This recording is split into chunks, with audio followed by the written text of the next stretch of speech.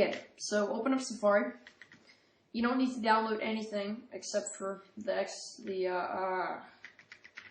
SDK itself. So just navigate to developer, spelled that wrong, developer.apple.com/iPhone.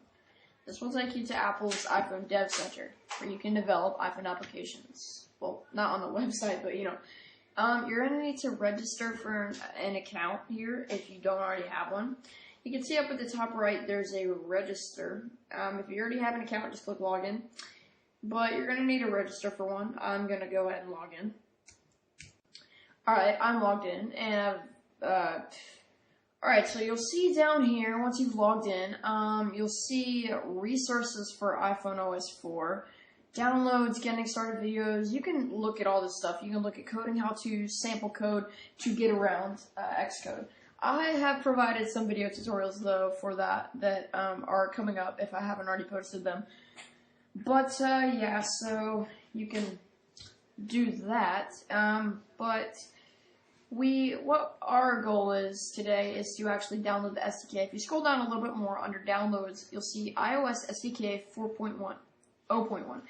And you'll see under here Snow Leopard downloads, you have to have Mac OS X Snow Leopard now. If you don't know if you have Snow Leopard, click the apple in the top left and click About This Mac. If yours says 10.6 point something, then you're good to go. You're on Snow Leopard. If it's 10.5 point something or lower, you don't have Snow Leopard.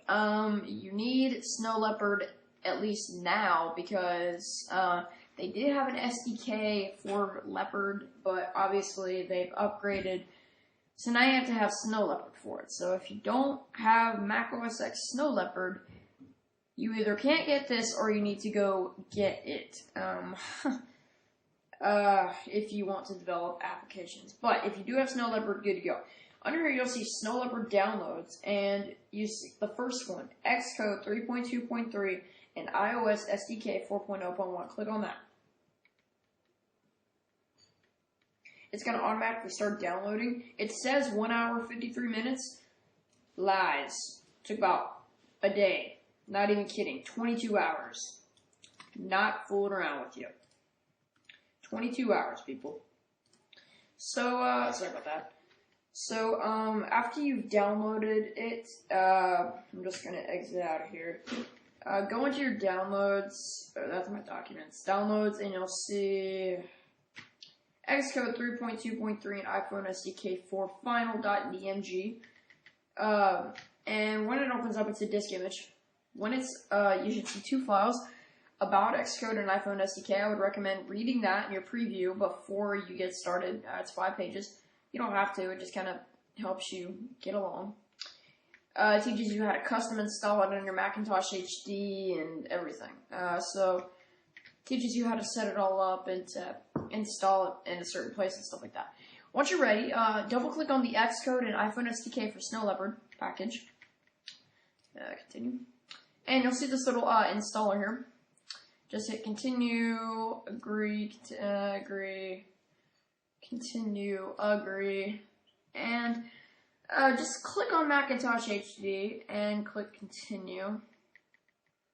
And it's going to take up about 5 gigs. As you can see, space required 5.98 gigabytes, so it's actually going to be about 6. So you're just going to, you don't have to check this Mac OS X. I did. You don't necessarily have to.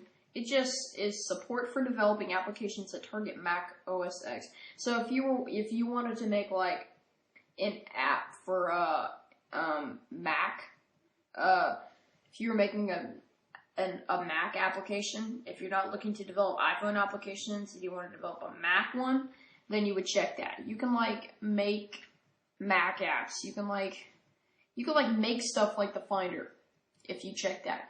Not just iPhone, but if you check that, you can like make stuff like Finder with the buttons and everything, the sidebar and everything.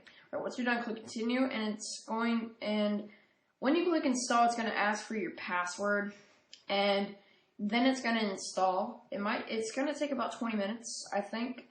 And when you're done with it, just eject the disk image.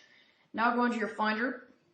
Go into Macintosh HD this time. You'll see a new folder called Developer. Well, if it was already there, whatever. But then double click on Applications, and you'll see Xcode. And then you also see Interface Builder, Codes Composer, Dash Code, Instruments, some graphic tools. I like Pixie. Pixie's cool. See, watch this. It lets you zoom in on what your mouse sees. So I should actually start using that in some of my videos when I'm typing. That'd be pretty cool. But oops, I don't want to do that. Open up Pixie.